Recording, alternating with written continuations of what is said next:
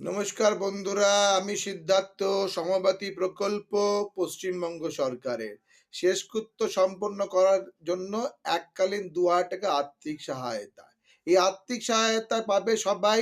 এটা পশ্চিমবঙ্গ সরকার বলেছে, কিন্তু টার্মস অ্যান্ড কন্ডিশন অ্যাপ্লাই।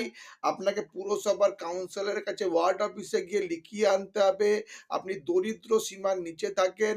তাহলেই যখন আপনি শ্মশানে আপনার পরিবারের মানুষকে দেহ চুল্লিতে যখন দিতে যাবেন, দাহ করতে যাবেন, তখন শ্মশান থেকে আপনাকে আর্থিক সাহায্য দেবে। আমি পশ্চিমবঙ্গ সরকারের কাছে অনুরোধ করছি, যখনই কেউ শ্মশানে যাবে, সে যে দাহ করবে তার নিকট আত্মীয় পরিজনকে, তখনই ২,০০০ টাকা তুলে দেওয়া হয়। মরে যাবার পরে ওয়ার্ড অফিসে গিয়ে কাউন্সিলরকে লেখানো সত্যি খুব কঠিন ব্যাপার সেই সময়।